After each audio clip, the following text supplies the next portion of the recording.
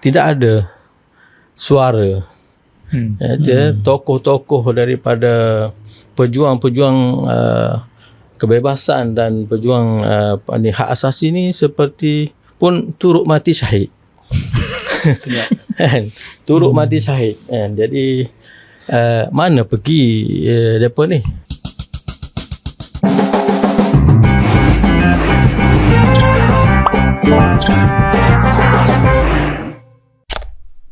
Okay, insyaAllah, Alhamdulillah. Assalamualaikum warahmatullahi wabarakatuh. Apa khabar semua? Alhamdulillah. Lama kita bercuti. Lepas tu banyak isu pun kita berlalu dan setengah tu kita yalah tak payah komen lah. Kan? Akan komen lah. Komen. Kita boleh komen lah kemudian lah. Tapi hari ni kita isu tertangguh lah. Mana benda ni dah bukanlah benda baru tapi benda yang memang timbul lah, sentiasa timbul dan paling penting sekali lah zaman sekarang ni untuk kita bicarakan lah, khususnya berkaitan dengan isu perang di Gaza dan di Lebanon sekarang ni. Jadi anda tengoklah isu yang penting mungkin kurang menarik perhati dibincangkan dalam tempat kita lah, mungkin di luar orang bincang tentang hak asasi manusia. Sebelum tu kita buat intro dulu. Fikir dulu. Intro lah. Dia kita tengok maknanya yang terakhir sekali ni kesyahidan Yahya Sinwar. Jadi syahidnya Yahya Sinwar ni adalah satu contoh di mana seorang yang pemimpin yang mati kerana memperjuangkan prinsip. Maknanya benda yang dia perjuangkan, dia yakin, dia percaya dan dia sanggup mati. Itu contoh dia kat situ. Dan itulah makna syahadah sebenarnya. Syahadah, kalau kata mati syahid tu sebenarnya macam tu. Kan? Maknanya orang tu dia beriman dengan fikrah dia, beriman dengan perjuangan dia. Dia berjuang dan dia mati. Sanggup mati. Jadi itu contoh kan. Orang yang mati kerana mempertahankan prinsip. Di sebaliknya kita tengok banyak juga mendiang-mendiang yang meninggal yang mati. Masuk saya pejuang hak asasi manusia. Dulu kita tengok perjuangan hak asasi manusia ni memang satu perjuangan yang panjang lah. Dah tertubuhnya Badan Antarabangsa PBB dan blok barat dan negara-negara sekutu dan sebagainya, semuanya beriman dan percaya dengan perjuangan seolah-olah prinsip perjuangan kebebasan dan hak asasi manusia. Tapi kita tengok bila peristiwa yang berlaku, genosid yang berlaku di Gaza kan, yang melibatkan pengorbanan yang begitu ramai kan, puluhan ribu dan melibatkan kanak-kanak, orang tua, orang tidak berdosa, orang awam dan sebagainya. Tetapi tidak ada suara. Tokoh-tokoh daripada pejuang-pejuang kebebasan dan pejuang hak asasi ni seperti pun turut mati syahid. Turut mati syahid. Jadi mana pergi mereka ni kan? Soalan besar timbul, ke mana perginya Badan Antarabangsa PBB? Sebab negara-negara yang mendukung PBB, menubuhkan PBB seperti Amerika, Britain, Jerman, Perancis dan sebagainya, semuanya menyokong genosid, membekalkan senjata, peluru dan sebagainya untuk membunuh rakyat Palestin. Dan tak ada siapa pun boleh menafikan bahawa apa yang berlaku itu adalah genosid. Jadi sepatutnya di sanalah hadirnya pejuang hak asasi. Betul tak? Situlah tak mungkin tak muncul pejuang hak asasi. Tidak hadir. Tidak wujud. Kan? Jadi soalan besar lah, mana kita di persimpangan akan datang ni macam mana kita. Kalau dululah walaupun kita kata kita yalah kita pejuang Islam, kita tak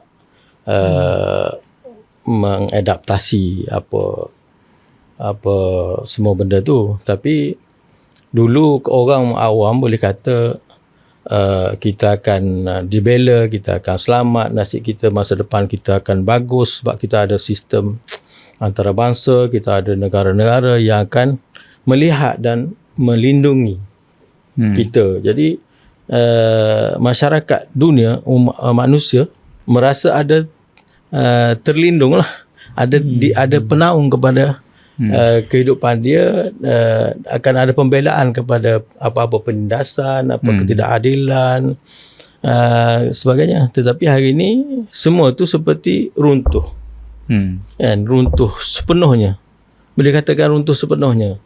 Jadi tak ada lagi tempat sistem itu sendiri yang dulunya orang kata ditegakkan di atas liberty, equality dan fraternity ni, kebebasan, kesamarataan dan kebebasan beragama ni dah tak ada vehicle, structure dia dah hilang. Jadi mungkin ni malapetaka besar kalau kita boleh tengok, walaupun kita bukan kata pejuang kepada prinsip-prinsip itu, tapi hipokrasi ke? Menangisi lah kita kata. Kita pun menangisi tentang kematian sistem itu. Maknanya kita sedang berdepan dengan satu kelopongan besar dalam sistem dunia. Ke macam mana? Ataupun lompong tu tidak pernah terisi pun daripada awal. Maknanya mungkin orang kata dah wujud lama lah UN punya deklarasi tentang hak asasi itu 1948 lagi. Tapi betul ke dia telah mengisi keperluan payung untuk menaungi kehidupan, memberikan satu kehidupan yang baik kepada semua orang tanpa mengira bangsa, agama dan sebagainya kan? Macam satu yang tadi Ustaz sebut tentang di manakah orang-orang yang cakap tentang benda ni sekarang ni. Mungkin tak tahu anda tengok ada sedikit bezaan sebab anda follow apa yang dibentangkan dalam UN. Baru ni pun hujung Oktober ada lagi pembentangan lah, laporan-laporan lah daripada katanya pakar-pakar independen lah, yang dia orang ni berpegang pada deklarasi hak asasi, melaporkan apa yang berlaku di Gaza kan, secara faktual dia kata kan, secara berfakta apa yang berlaku, jenayah dan sebagainya, semua dibentangkan. Ada yang kata bentangkan tentang jenayah kebuluran yang dibuat. Ada yang bentangkan tentang jenayah tentang mendapatkan hak untuk mendapat air yang bersih untuk minum, hak untuk makanan, hak untuk air bersih, hak keselamatan, hak hospital dan sebagainya lah.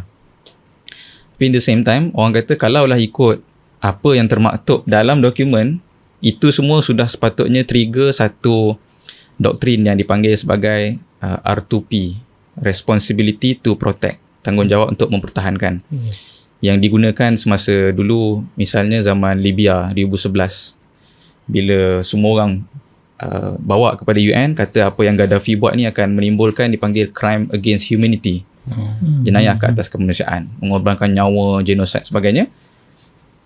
R2P tu di-invoke ataupun diangkat, kemudian diluluskan. Jadi NATO pun masuk. So orang tanya kenapa dalam kes Gaza ni kan perkara tu tidak dibuat, sedangkan dah memang terang lagi bersuluh. Semua segala hak asasi semua telah pun bukan saja dilanggar dan ni di hari-hari lah. So tu mungkin bawa kepada tadi anda sebut pada awal tadi, betul ke selama ni dia wujud tu sebagai satu prinsip atau ia hanyalah tools, alat kan, kepada kuasa-kuasa yang perlukan kepada alat sebegitu untuk masuk campur dan memperluaskan kuasa. Dia tidak pernah menjadi sebenarnya satu prinsip yang sebenar pun. Itu satu soalan. Maknanya topeng tu terjatuh lah. Terselah Terjatuh dengan begitu ni lah. Mungkin sebelum ni pun orang dah cakap dah benda tu topeng. Tapi sebenarnya kan kalau tengok dalam perbahasan falsafah pun, bila sebut tentang hak asasi ni, sebenarnya debate ni dah berlaku sejak tahun 70-an 80-an, yang sejak daripada perang dengan Soviet, Cold War, kemudian banyaknya berlaku genocide macam berlaku di Bosnia dan sebagainya. Sebenarnya time tu lagi orang dah persoalkan tentang hak asasi, apa yang dimasukkan sebenarnya dengan hak asasi tu sendirilah. Macam saya ada baca di kalangan sarjana barat sendiri pun dia kritik benda tersebut yang diistilahkan sebagai the last utopia. Maksudnya seolah satu harapan kepada kemanusiaan, tapi sebenarnya ini adalah satu penipuan besar. Fata Morgana. Fata Morgana. Sebab apa dia kata penipuan? Sebab dia kata satu, bila dia kata sebut tentang hak asasi, dia akan kembali kepada satu konsep asas. Apakah yang difahami tentang manusia itu sendiri. Jadi dia kata kalau dalam barat, dia meletakkan bila dia kata hak asasi manusia, manusia itu adalah sebahagian daripada citizen of a nation state. Baru kau berhak mendapat hak asasi tersebut. Dia Jadi kena buy the subscribe system tu dulu. Duduk dalam sistem. Duduk dalam sistem itu ataupun subscribe ideologi tersebut, barulah kau ni sebahagian daripada Orang yang berhak terlindung. dapat daripada benda tersebut lah. Kalau gitu tak asasi lah. Bukan tu jadi satu debate lah kat situ. Jadi dia kata akhirnya tu jadi isu tentang imigran ataupun mangsa-mangsa perang macam yang berlaku di Palestin. And maksudnya kesan menafikan negara untuk rakyat Palestin, implikasi dia besar. Sebab secara tak langsung right dia tu dah tak boleh nak berdiri. Jadi dia dianggap di luar sistem. Dianggap di luar sistem sebab human right dia tu sendiri dia berdirikan atas kena ada sebuah nation state tu. Kan, seolah negara itulah yang akan menjaga kepentingan. Mana ada ikat dengan negara. Dia ikat dengan makna sistem. Agaknya sebab tu jadi besarlah isu Palestin diiktiraf ke tidak dalam PBB tu sebagai ahli. Sebab tu tak ada human right untuk Palestin. Sebab tu dia buat UNRWA. Yang sekarang tengah bahas kan. UNRWA tu human right tak ada untuk Palestin. Tapi kalau kata pun lah, katanya sekarang ni tengah dipropose dengan kuat lah, didesak dengan kuat untuk dimasukkan Palestin sebagai satu negara. Tak apa ingat lah, adakah jadi ahli Security Council, pemerhati Security Council ke ataupun dia jadi ahli penuh kepada PBB. Nak push tu kepada so kalau kata benda tu berlaku, adakah boleh mendapat applied human rights? Mungkin itu bahas akademik lah secara ni lah. Kalau kata betul-betul rasanya tak juga. Sebab itulah namanya realitinya. Sebab macam mana dia boleh iktiraf Israel penjajah sebagai hak.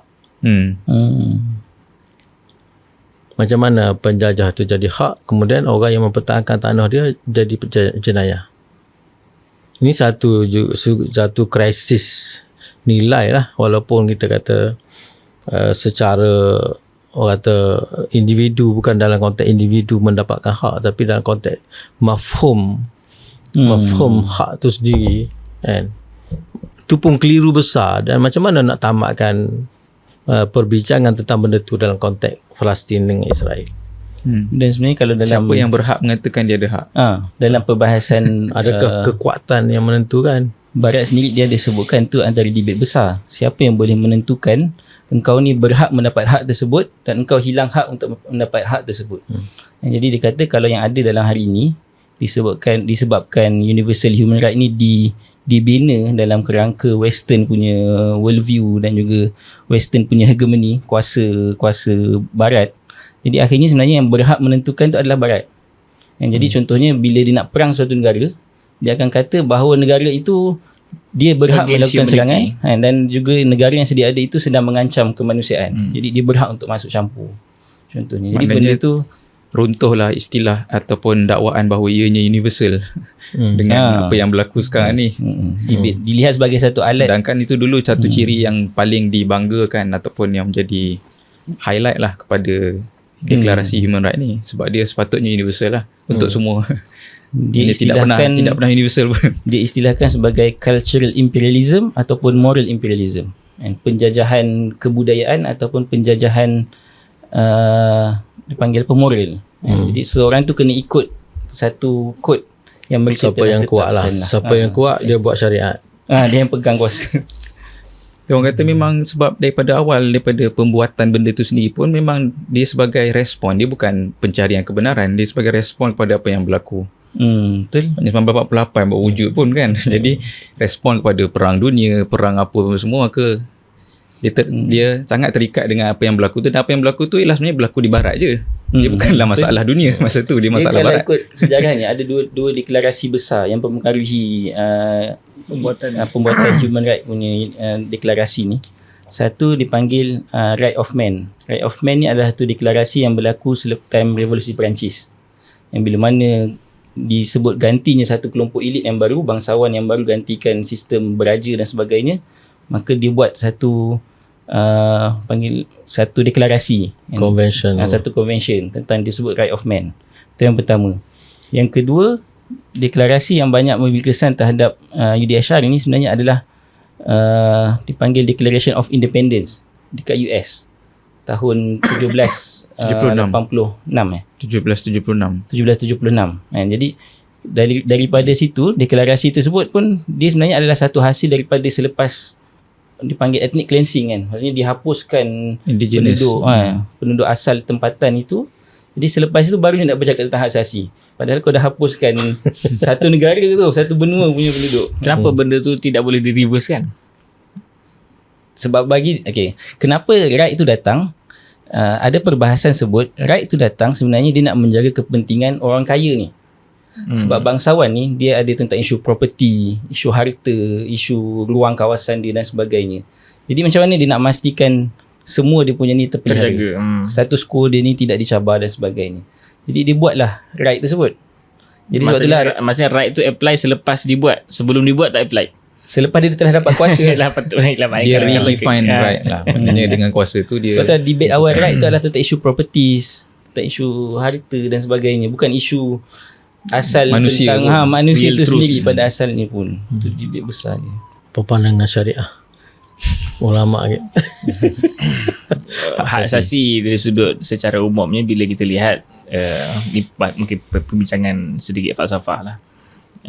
Sebelum kita pergi kepada apa yang berlaku hari ini, secara syariah melihat dalam kerangka manusia ini bukan orang yang maknanya di dalam syariah dia tidak melihat manusia orang yang berhak mendapat sesuatu ataupun orang yang meminta, tetapi mereka melihat insan sebagai seorang yang mukallaf dan ada tanggungjawab.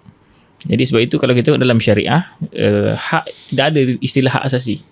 Yang ada adalah kewajipan, yang ada adalah tanggungjawab, hak dia kepada, ataupun apakah tanggungjawab dia kepada ibu bapa, kepada jiran, kepada masyarakat, adanya hak-hak hak kepada pemimpin, hak kepada rakyat dan ataupun tanggungjawab lah. Jadi bila dilihat begitu, kenapa tidak disebut hak asasi? Kerana apabila syariah lebih melihat kepada kewajipan-kewajipan tertentu, apabila kewajipan itu terlaksana, hak akan terjaga. Itu dia punya sifat dia. Maknanya bila semua melaksanakan kewajipan-kewajipan yang sepatutnya dilakukan, maka secara automatik hak akan terjaga.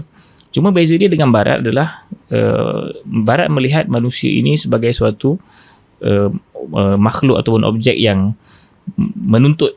Maknanya apa yang aku dapat. Jadi kat situ cara pandangannya melihat kepada manusia itu sendiri, tapi cara pandangan syariah melihat kepada manusia ini adalah hamba kepada atau khalifah kepada Allah SWT. Jadi kat situ tawajuh pun berbeza, perspektif pun berbeza. Mereka melihat kalau manusia di sisi barat adalah suatu kata-kata dalam piramid tu dia paling tinggi lah. Jadi dia own everything, dia boleh buat apa, dia boleh manipulate apa saja. Tapi di dalam kerangka syariah, manusia ini adalah Tapi bukan semua manusia lah. bukan semua yang manusia, boleh elit dia lah, geng-geng dia lah. Manusia sebab yang lain bagi dia bukan manusia. Animals. Jadi kat situlah kalau dari sudut pandangan syariah, dia dah ada pergi kepada beza pandangan terhadap makhluk yang bernama insan tu sendiri, yang membawa kepada beza cara dia melihat satu benda. Satu lagi macam tadi disebut dibentuk oleh disebut oleh Firdaus, maknanya macam mana autoriti kepada penentuan penentuan hak tu.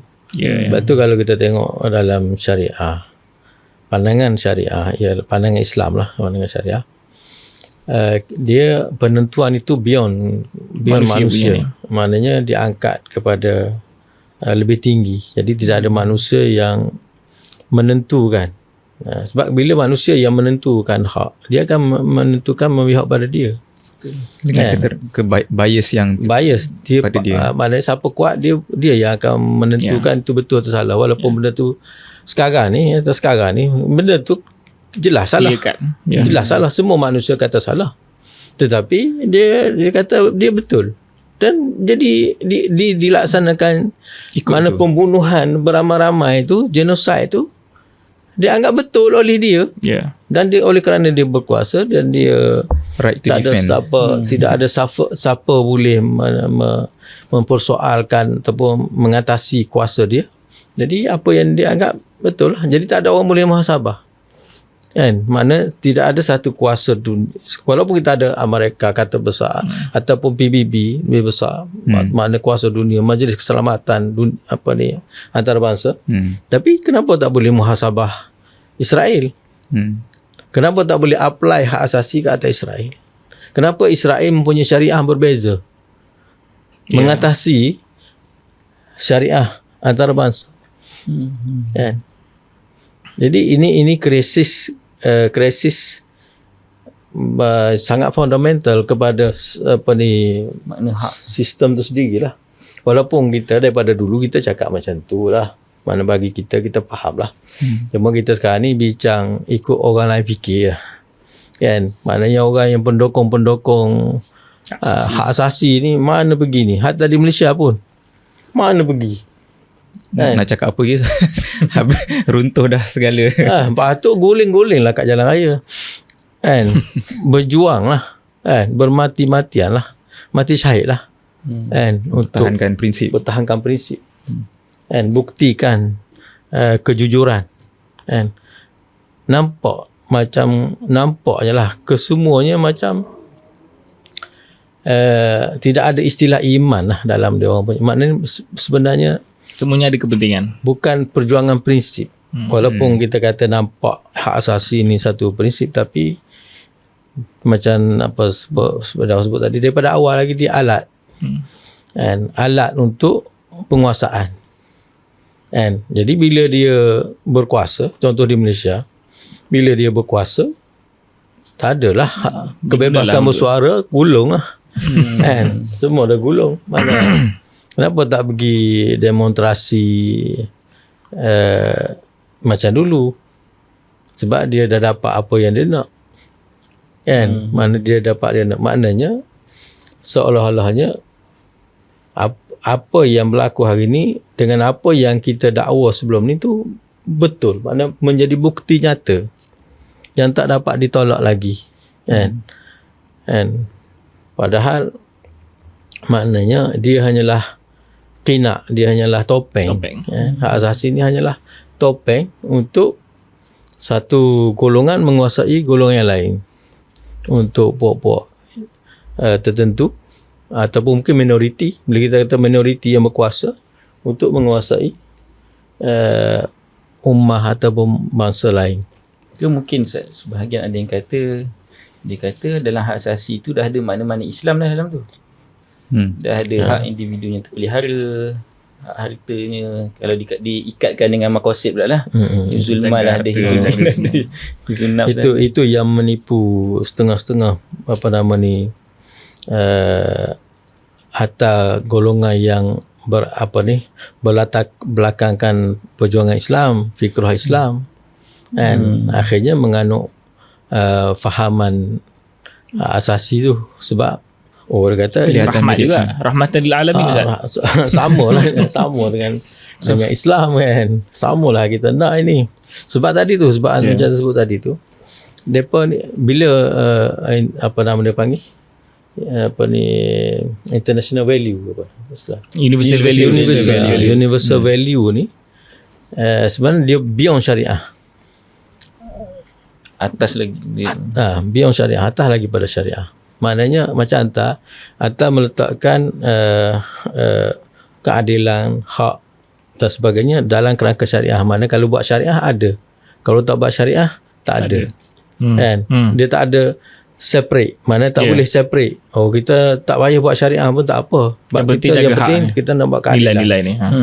Kan? Sebab kita dah purah-purah semua, dah jual jus, keluar jus. Inilah nilai universal yang sepatutnya beyond semua agama.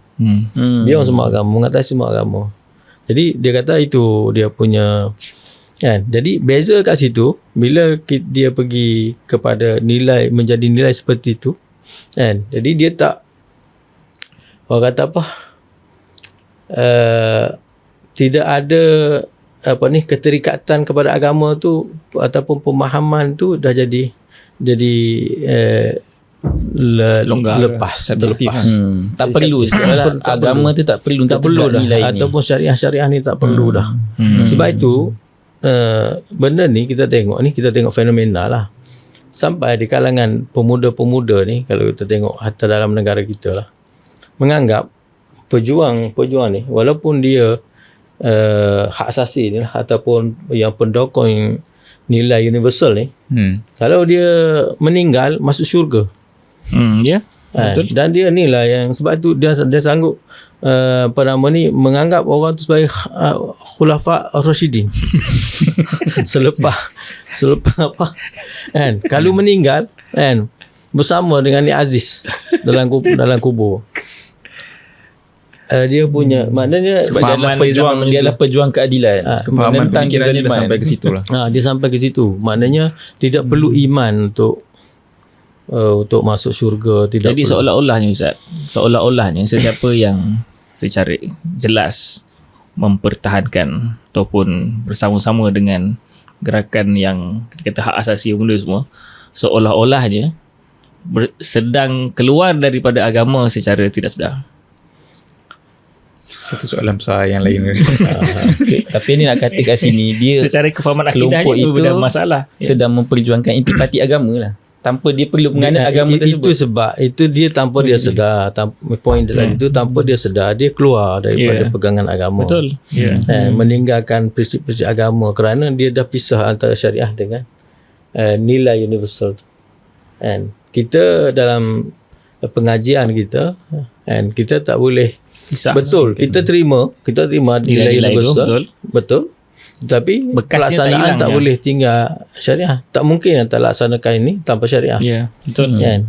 Tanpa syariah. Jadi untuk laksana keadilan, anda mesti buat melalui syariah. Jadi dia terpaksa nak buat syariah ni, dia akan guna syariah orang lain. Jadi bila dia tak tinggal tu, dia akan buat mengikut syariah orang lain. Tapi poin kita yang kita sebut tadi tu, maknanya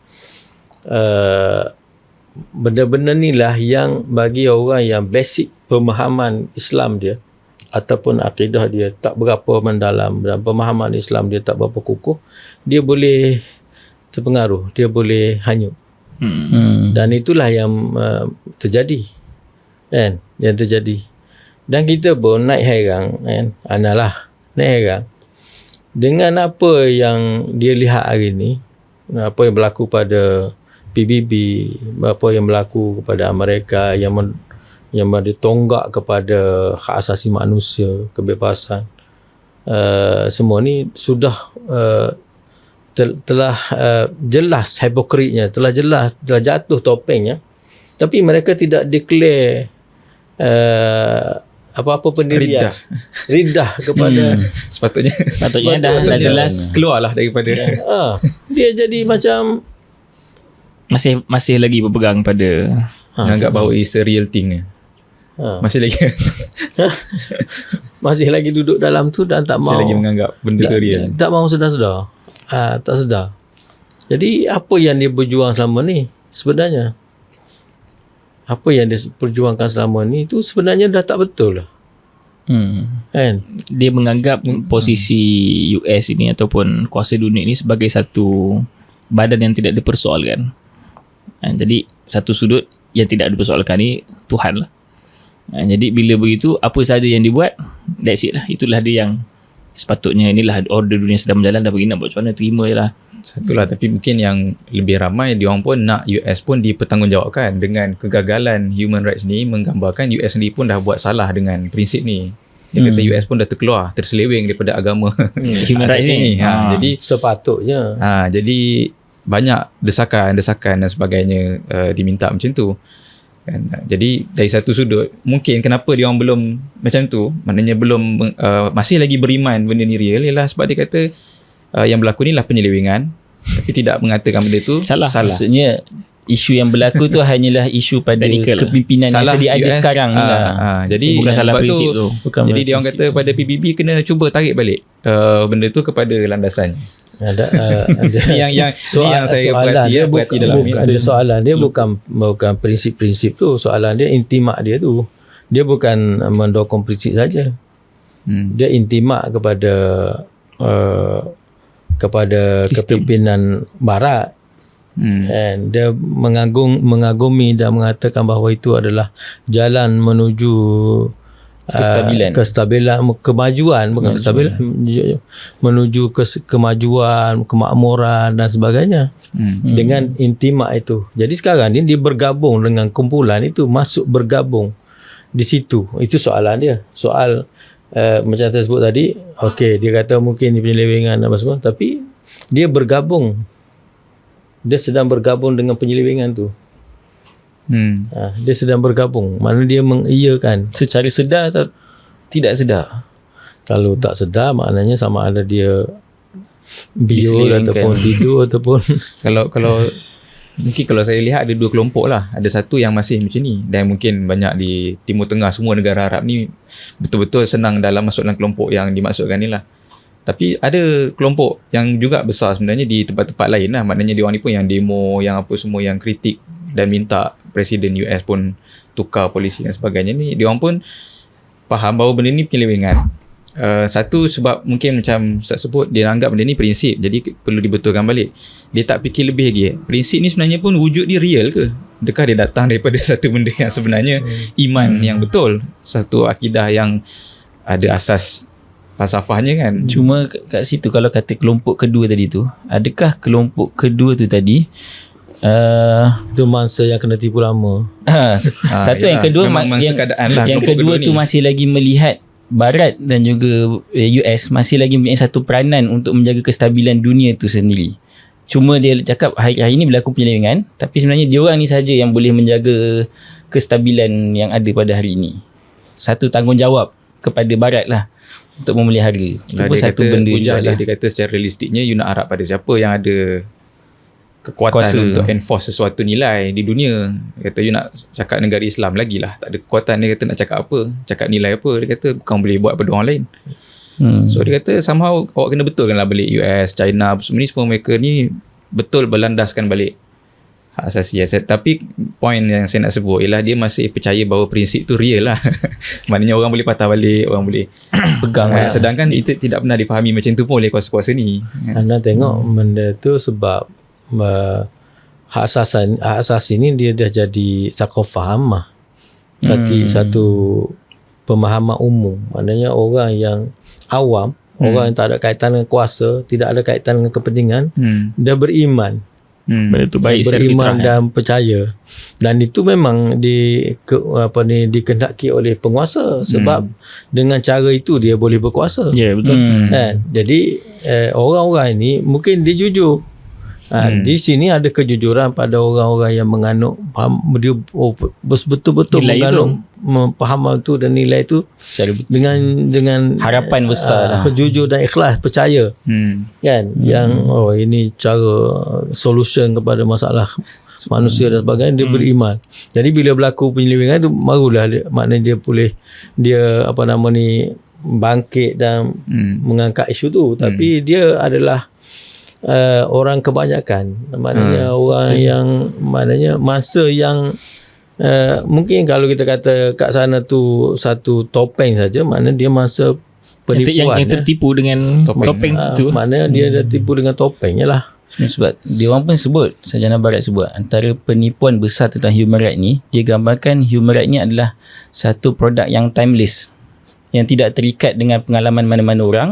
Atau yang lahir, dia adalah satu value yang tetap, yang suci, yang suci yang merentasi masa dan zaman dan tempat. The truth lah. Dia terus dia gambarkan sedemikian. Jadi sebahagian sarjana barat kritik benda tu. Dia kata sebenarnya human right yang dikatakan ini bukan lahir daripada situ pun.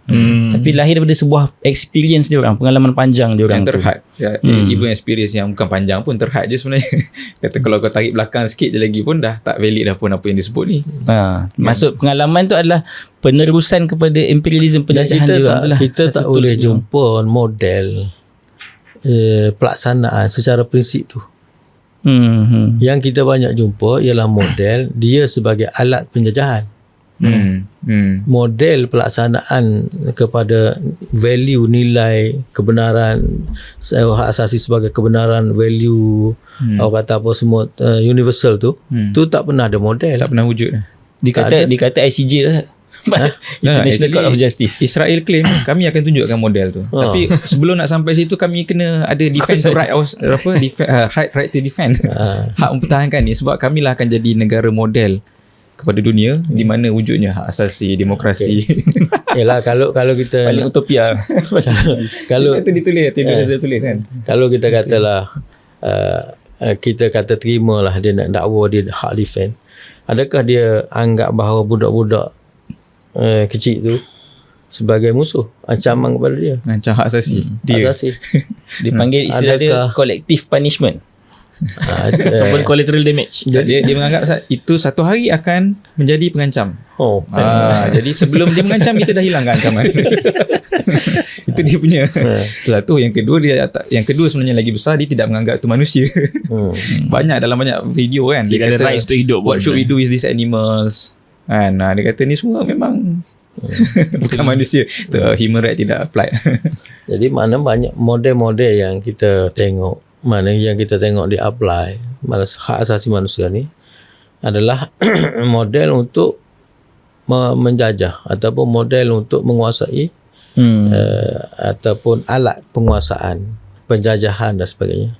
Bila maknanya kuasa besar nak masuk campur ataupun nak menjatuhkan mana-mana rejim, nak menjajah mana-mana negara, dia akan menggunakan hak asasi manusia. Jadi itu model yang di-apply. And kalau model prinsip tu yang di-apply, orang di Afrika tak patut tak cukup makan. Dan mereka tak sepatutnya tidak sampai kepada mereka perubatan, kesihatan dan sebagainya. Kan? Patutnya mereka dapat menikmati hasil bumi yang mereka yang kaya. Kan? Tapi semua tu dinafikan. Kan? Semua tu dinafikan. Kita tak dengar mereka pergi ke sana untuk memakmurkan dan mengkayakan dan bagi mereka hidup mewah, sejahtera. Dan mereka kata dia buat macam tu dengan dia mengubah rejim supaya rejim yang baru itulah yang akan menjaga betul lah tu. Tapi sebenarnya rejim baru jaga human right dia kata. Akan jaga kepentingan dia lah sebenarnya. Jadi tapi tak pernah berlaku pun lah apa yang sepatutnya berlaku tu. Sekarang ni benda berlaku depan mata. Benda berlaku dekat mata. Kalau ikut apa-apa epistemologi pun, maknanya benda berlaku depan mata secara empirik, secara jelas. Apa yang berlaku dengan Iraq? Bila nak masuk Iraq, kan? Nak hak asasi manusia, kebebasan. Bila hancur, tinggal Iraq, bagi Iraq kat Iran. Jadi Iraq yang dikatakan di bawah Saddam Hussein yang zalim, diktator dan sebagainya, rakyat dia lebih bahagia daripada lebih mendapat hak asasi sebenarnya. Mendapat hak asasi berbanding lepas mereka masuk. Jadi itu contoh yang begitu jelas, empirical yang tak boleh dinafikan depan mata. Kan? Bukan bawa nas Quran, hadis yang siapa tak terima. Tapi kenapa pengalaman sejagat lah merasai benda tu. Pengalaman sejagat. Semua orang boleh nampak. Dia bukan individu lah punya pengalaman. Semua manusia merasai dan melihat benda tu kan, secara langsung. Jadi dilema masa depan manusia lah. Maknanya sebenarnya selepas gugurnya topeng dan nyatanya penipuan dan sebagainya, patut memberi kesedaran lah kepada semua kan, ataupun semua orang patut belajar, dan patut belajar khususnya yang meruk dengan hak asasi manusia. Meruk tu translate dia apa? Meruk ni Paut. meruk dia asal dia beruk, Terperuk. maknanya dia menerimanya, menelan benda tu tanpa menilai. Maknanya dah tak boleh nak tak boleh nak nilai dah benda kan, terima walaupun dah jelas nyata salah pun terima juga kan. Jadi ini bukan sebenarnya setengah daripada gerakan Islam lah dah masuk dalam. Ada setengah menimbang-nimbang untuk menerima kan, masuk dalam blok tu dan meninggalkan syariah, meninggalkan baggage syariah tu di belakang dan mengadaptasi Islam Amerika masuk dalam kelompok memperjuangkan hak asasi manusia. Seolah-olahnya lah jadi masuk atas nama, atas asas kononnya ada syariah dekat situ, masuk dalam blok itu. Jadi akhirnya kalau kita bercakap lah, kita bukan nak bercakap tentang sekarang, kita bercakap tentang pelaksanaan syariah ataupun apa, tak. Kita bercakap dalam konteks basyariah keseluruhannya. Humanity, kemanusiaan keseluruhannya. And maknanya kalaulah dia masuk asalnya tu untuk ataupun cuba nak bergabung kerana melihat bahawa solusi kepada masalah kemanusiaan di situ, sebenarnya tak betul. Kan? Dan nyata maknanya satu pelajaran besar. Kan? Satu pelajaran besar yang berlaku sekarang ni yang Tuhan nak tunjuk. Kan? Tuhan nak tunjuk maknanya topeng tu kan, penipuan yang telah sebelum ni benda ni berlaku, kita faham, tapi dalam tulisan-tulisan. Ada orang baca komen tulisan ni dan ada orang tak baca. Tapi sekarang ni kitab terbuka. Semua orang tahu. Semua orang baca. Kecuali orang yang memang langsung tutup mata lah. Tutup mata. Jadi apa yang kurangnya gitu kan? Kurang? Maknanya kurang sedar.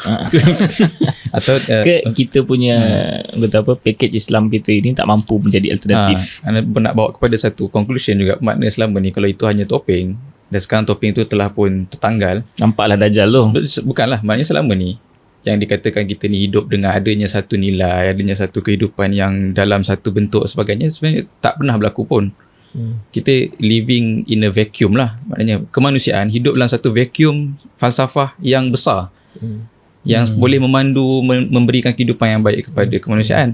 Dan orang yang sebelum ni nampak di situ ada solution, sepatutnya sekarang ni boleh sedar that is not the solution. Sebenarnya patutnya kita lah kena mengemukakan sesuatu untuk mengisi tempat kosong tersebut. Patutnya lah, kalau berfikir dengan waras lah.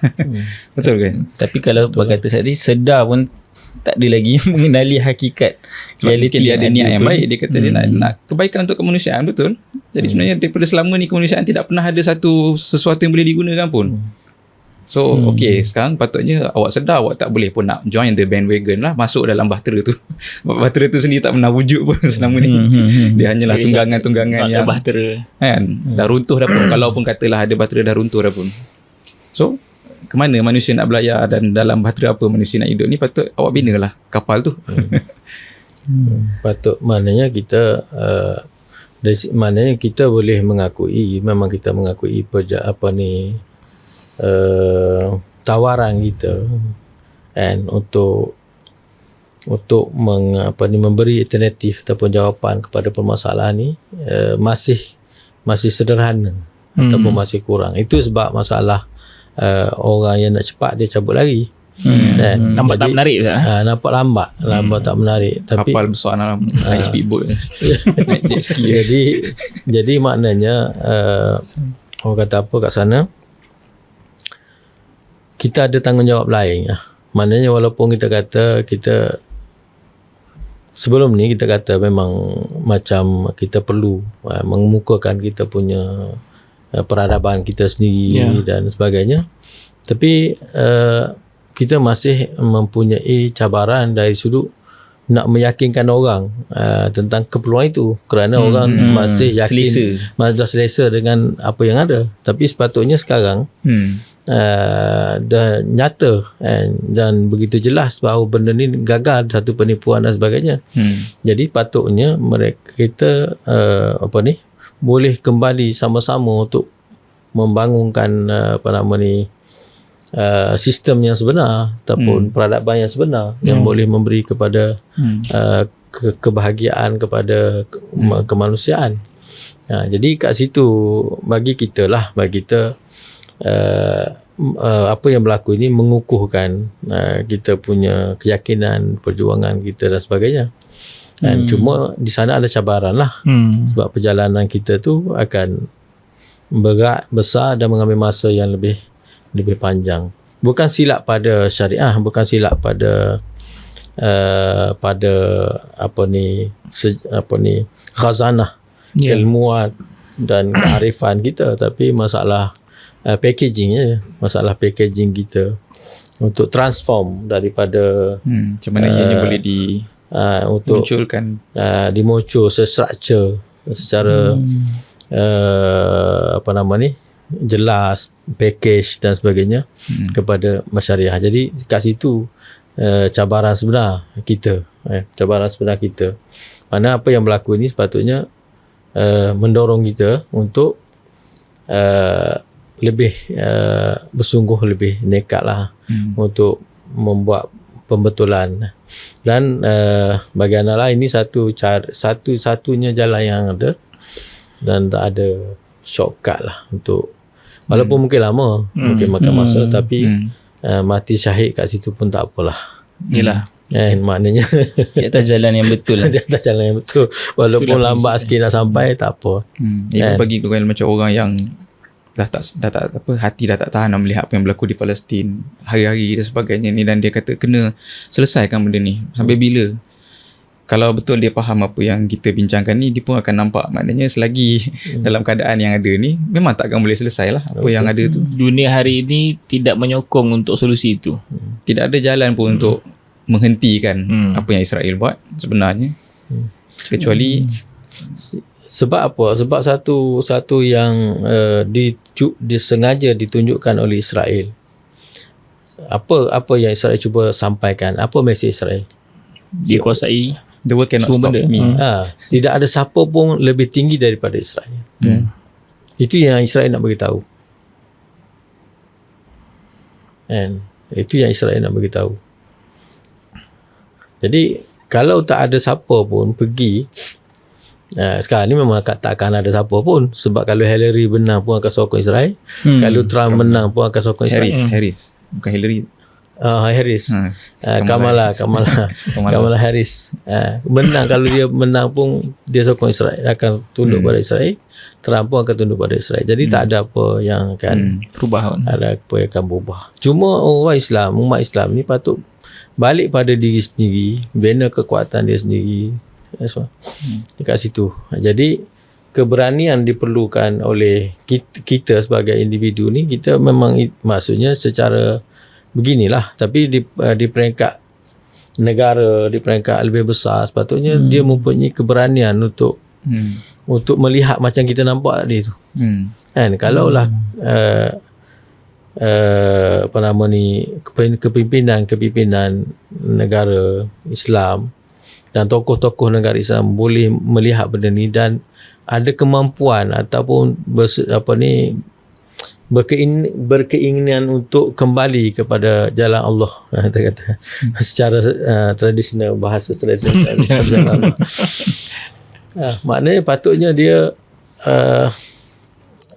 ambil langkah yang betul untuk perbetulkan keadaan. Itu saja. Tapi kalau kepimpinan kita masih terikat dan tak mahu keluar daripada pengaruh ataupun istilah kita panggil tabaiyah kepada kepentingan Barat, kepentingan Yahudi, kepentingan Eropah, maka jalan kita masih panjang lah untuk kebebasan umat Islam itu sendiri, dan kebebasan manusia seluruhnya akan menjadi lebih panjang. Cuma saya tambah sikit, saya rasa antara cabaran besar juga adalah kita nak faham sejauh mana tabaiyah itu berlaku. Dalam mana? Sebagai contoh kita sebut tentang hak asasi tadi kan.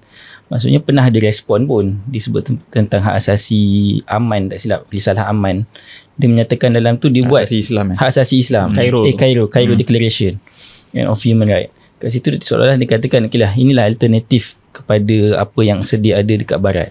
Dan cuma kat situ dia pergi pada persoalan macam kita bincangkan tadi lah, sejauh mana dia faham mendasarnya hak asasi yang dibentuk oleh barat itu, barulah kita boleh memberi satu solusi yang setara ataupun boleh meruntuhkan lah apa yang sedia ada tu. Yalah, kalau dia boleh iktimat telah declaration Aman Di Cairo dan ada juga Aman kan.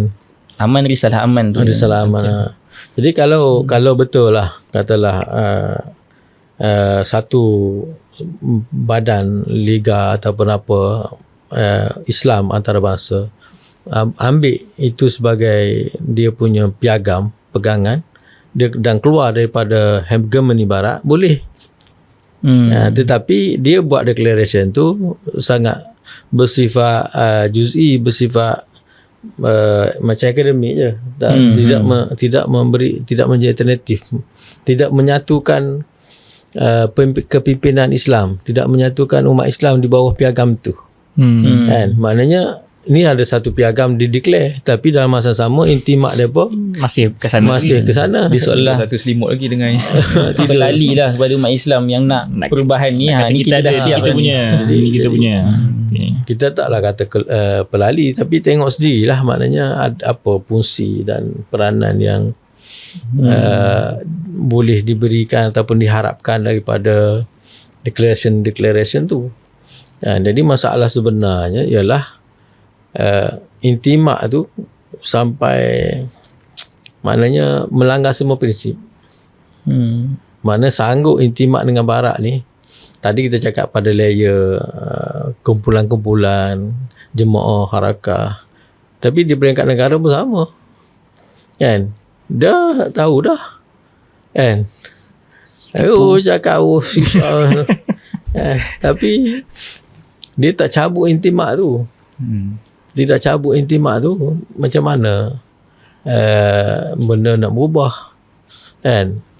Dulu kononnya berjuang hak asasi manusia, pergi di pentah antarabangsa membela apanya, bila tak walak dan intimak itu tak berubah, cakap bila jadi tesis antitesis kata kan. slogan waktu debate dalam kerangka yang sama, tak merubah realiti, tidak merubah realiti kepada apa yang lebih baik. Jadi anda tengok, maknanya itulah mungkin satu pengajaran yang kita boleh ataupun boleh highlight ataupun perbincangan ataupun wacana yang perlu dihidupkan. Bukan kita saja, patutnya ramai lagi. Dan benda ni bukan kita kata, kita ambil je contoh Palestin, tetapi dalam negara kita pun sama. Maknanya kepalsuan perjuangan ni berlaku. Dan maknanya di waktu tidak berkuasa kita cakap kebebasan lah, keadilan lah, apalah. Tapi bila dah berkuasa, cengkam, jadi kumpul kuasa dekat tangan kita, kemudian kita tindas orang lain. Jadi perkara yang sama berlaku dan dalam masyarakat antarabangsa dan juga dalam negara kita. Adakah situasi ini akan menjanjikan sesuatu yang baik kepada masa depan kita dan masa depan negara kita? Kan? Jadi Ana yakin kalau ini berlaku dalam negara kita, kita pun akan menghadapi satu suasana yang salah itu benar dan yang benar itu salah. Mana siapa yang bercakap benar akan ditindas. Dan orang yang cakap salah oleh kerana dia berkuasa, dia menentukan segala-galanya. Dan orang yang dulunya memperjuangkan kononnya kebebasan, liberal, liberalism dan kesamarataan dan sebagainya. Tapi bila berkuasa, tidak semua tu Cantas habis. Tukar aku sekarang ni pejuang hak kekuasaan, bukan hak asasi. Orang yang berkuasa saja ada hak. berkuasa. Anda tengok, Orang yang kuasa ada hak. anda tengok dalam realiti Malaysia ni, dia dulunya dia memperjuangkan orang bawah, memperjuangkan hak mustadafin, rakyat Dizalimi, dan mustadafin, sosialis. Dan krisisnya adalah krisis antara orang kaya dengan menindas orang miskin. Yang maha kaya menindas yang miskin. Jadi itulah perjuangan dia. Jadi masa dia berjuang, dia jadi pembangkang, clear. Sebab yang berkuasa dan maha kaya tu orang lain. Yeah. Tapi bila dia berkuasa kan, dan menguasai khazanah negara, dia confuse. Siapa maha kaya ni? Letakkan pembangkang. Siapa penguasa ni? Dia pening, confuse. Jadi sekarang ni dia tengah confuse lah. And dia nak cari siapa yang maha kaya ni. Sebab dia patutnya dia dah jadi maha kaya. Sebab dia yang maha kuasa, dia maha Firaun tu. Sebab dia yang mengumpulkan segala kuasa di tangan dia kan. Dia dah terbalik lah. Jadi macam mana nak ubah Kena bagi kat orang lain pula pakai label tu. Tu dia main nak tentang ubah. isu korupsi lah. Digambarkan seolah kekayaan ni dimiliki satu kelompok. yalah, korupsi Yang tu pada penguasa. Penguasa yang buat korupsi, bukan orang bawah. Sekarang dia dah jadi penguasa. Label tu kena cabut letak mana yang sesuai ni kan. Boleh jadi confused. Jadi rasa fenomena tu sama. Maknanya situasi di mana daiyah ataupun prinsip, seolah-olah prinsip perjuangan tu terjatuh ataupun tercabut, terlondeh. Dia nampak wajah sebenar kan. Rupanya serigala belaka. Kan, rupanya serigala belaka kan. Jadi kambing bertebak tak guna dah kan. Jadi gitulah ramai yang meninggal lah kan. Mana kita dah kehilangan pejuang-pejuang hak asasi manusia. Nama ada dah jadi mendiang semua. Sama ada di peringkat antarabangsa ataupun juga tempatan. Jadi itulah mungkin krisis kepada hak asasi manusia dan universal value yang sedang kita hadapi hari ini. Dan resikonya persoalan besar, mungkin orang awam tak tanya, tapi orang berfikir falsafi tanya, apa masa depan kita dan apa bentuk nizam alami yang baru yang perlu diwujudkan, ataupun kita hanya boleh kekalkan yang ada, ataupun perlu kepada nizam alami yang baru. Jadi itu persoalan yang kita tinggalkan lah. InsyaAllah kepada semua, siapa nak jawab lah. Jawab dalam komen. Jawab dalam komen. Jadi kita sama-sama sudahi dengan tasbih kafarah dan surah Al-Nas. Subhanallah.